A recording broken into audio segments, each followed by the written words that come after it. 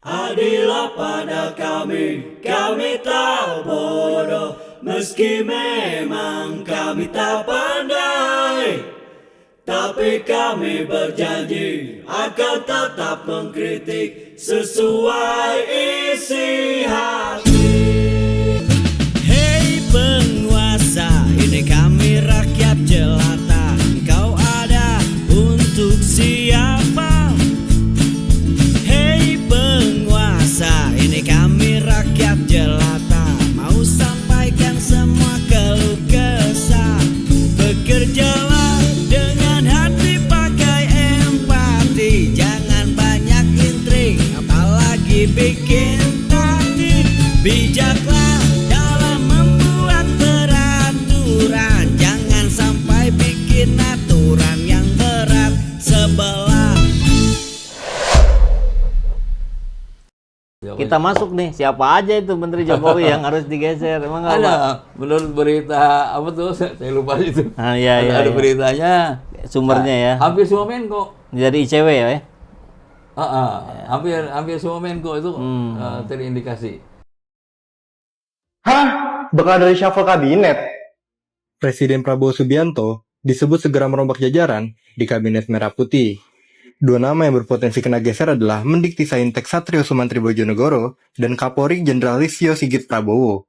Sumber terpercaya suara.com menyebutkan Satrio bakal kena reshuffle setelah 100 hari kerja Prabowo Gibran.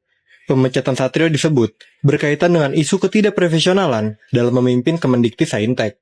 Apalagi, belakangan ini Satrio terlibat ribut-ribut dengan anak buahnya, meski pada katanya udah damai sih. Nah, kita bahas soal reshuffle Kapolri. Seorang sumber suara.com mengatakan nama Jenderal Listio Sigit masuk radar Prabowo untuk reshuffle. Kontras menilai dengan banyaknya kasus kekerasan dan pelanggaran wewenang bukan hal aneh jika Kapolri sekarang diganti. Selain itu, pengamat politik dari Citra Institute, Yusuf Farhan berpandangan, 100 hari pertama adalah waktu yang tepat buat Prabowo mereshuffle kabinetnya. Lalu kira-kira siapa lagi menteri yang berpotensi kena pecat Prabowo?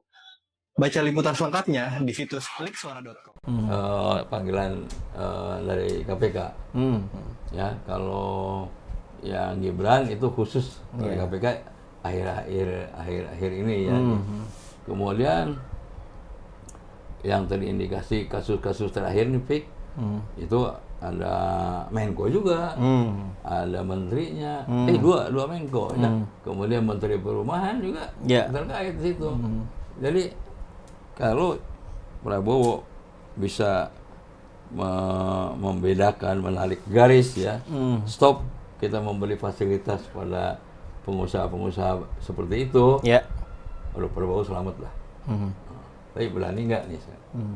Tapi kalau lihat indikasinya di PIK 2 dia berani. Oke. Sementara itu barangkali Mudah-mudahan itu yang jadi indikasi bahwa ke depan Prabowo akan melakukan tindakan yang jauh lebih pro rakyat gitu ya. Itu di apa di bidang korupsi. Nah, kalau di bidang hukum kita belum tersentuh. Saya coba bacain dulu yang dari tulisan Pak Mehmet ya. Ada 5 menteri Prabowo yang pernah disebut dalam kasus korupsi versi ICW. 1. Erlangga Hartarto sebagai Menko Perekonomian, dugaan korupsi ekspor minyak sawit mentah. Tentu selain yang PIK 2 kan. PIK 2 juga masuk ini. 2. Aryo Bimo Nandito Aryo Tejo sebagai Menteri Pemuda Olahraga, namanya disebut dalam kasus korupsi BTS. 3. Edi Hiariz sebagai Wamenhum, dugaan penerimaan suap dan gratifikasi dalam proses konsultasi hukum dan pengesahan status badan hukum di Kemenkumham. 4. Budi Gunawan sebagai Menko Politik dan Keamanan, dugaan rekening gendut Jenderal Polisi. 5.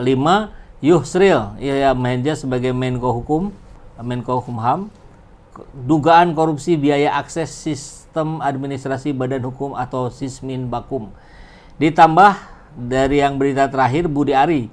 Nah, ini dari banyak media sudah disebutkan ya, kemarin sudah diperiksa oleh Polda Metro, diperiksa dalam kasus dugaan korupsi terkait dengan judol, backing judol. 7. Hadi Cahyanto Marsikal Purnawirawan AU. Ini adanya sertifikat hak guna bangunan yang terbit di eranya beliau. Terakhir Sakti Wahyu Trenggono bahwa dia yang meminta agar pembongkaran tidak buru-buru dilakukan, tapi akhirnya ikut juga ngebongkar setelah ketemu Prabowo. Dan udah itu Pak ya, 8 ya. Itu yang 8 tambah kasus tadi tambah siapa? Gibran. Kemudian satu lagi utusan khusus presiden Utusan khusus bidang itu, ekonomi kreatif. Itu membuat gaduh. Itu bikin gaduh. Buat gaduh tuh ada 11 kalau nggak salah. Itu banyak menteri-menteri yang sebenarnya ya karena dia gampang kali jadi menteri, jadi ngomongnya seenaknya, bertindak seenaknya, dia anggap semuanya tuh nggak disorot. Kalau jadi menteri kan digaji oleh rakyat, ya wajar lah. Rakyat juga nyorotin sampai pribadi-pribadi. Iya. Daftar rapot merah juga ditorehkan oleh sejumlah pembantu presiden. Publik tentu masih ingat dengan pola tingkah mantan utusan khusus Presiden Miftah Maulana Habibur Rahman terhadap seorang pedagang es teh bernama Suhanji di Magelang, Jawa Tengah. Kemudian ada juga Wakil Kepala Kantor Sekretariat Presiden Kodari yang membuat para siswa harus menahan lapar selama 1 jam gara-gara menunggu sang pejabat itu datang ke sekolah mereka. Serta yang paling anyar, kontroversi Patwal Raffi Ahmad yang beberapa waktu lalu viral dan mendapat banyak kecaman. Selain itu, kelakuan Marcok ini juga bikin geleng-geleng. Institusi ini bahkan bisa merekayasa kasus terkait kematian seorang pelajar SMK di Semarang yang ditembak polisi bernama Aibda Robik Zainuddin yang berdalih korban melakukan aksi tawuran. Bahkan jajaran Polrestabes Semarang itu menghadirkan barang bukti palsu yang direkayasa agar publik percaya.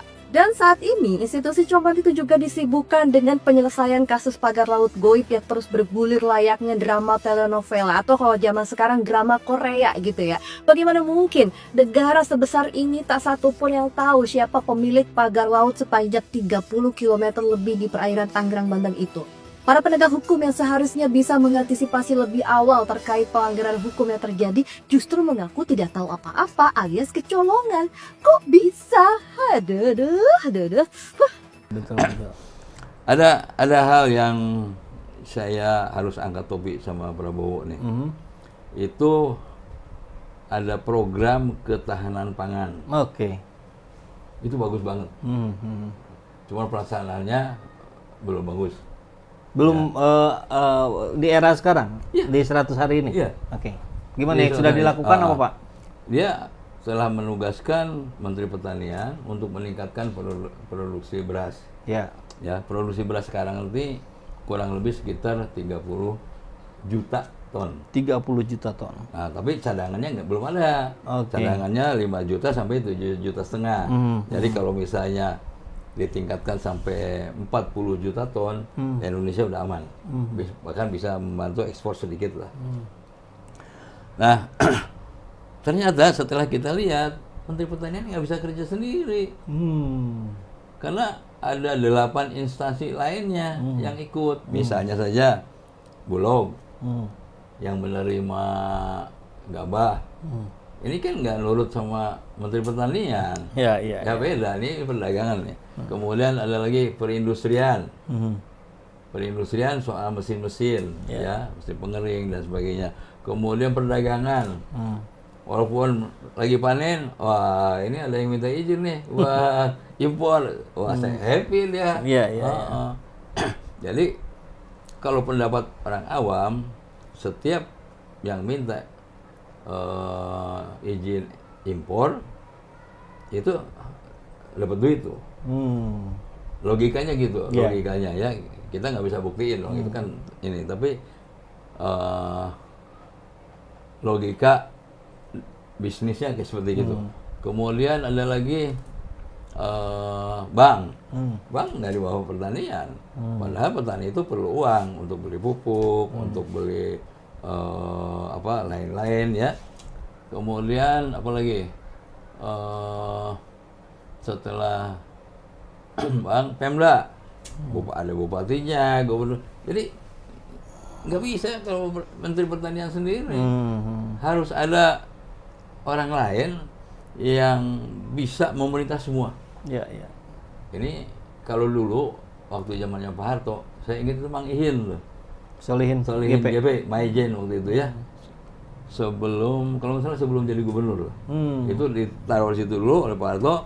Pokoknya tugasnya ngurusin produksi pangan aja, beras. Dan dia naik helikopter dari ke sini ke sana. Itu aja kerjanya itu. Iya. Alhamdulillah Indonesia bisa swasembada. Ya. Nah kalau misalnya kita taruhlah ada Maijen atau Letjen yang aktif ya, bukan yang pensiun nih, yang aktif, yang bisa menggerakkan ini semua, kan banyak jenderal angkatan darat itu atau TNI ada kemarin aja yang dipindahin ada 300-an, terus ditambah lagi 100-an. Jadi kalau ya ngambil 10 orang di pusat satu, katakanlah bintang 3 di provinsi, beberapa sentra beras, ditempatkan yang bintang 2-nya, yang bintang 1 mungkin ada di kabupaten tertentu yang memang menghasilkan beras. Jalan setahun 2 tahun udah kelihatan kok.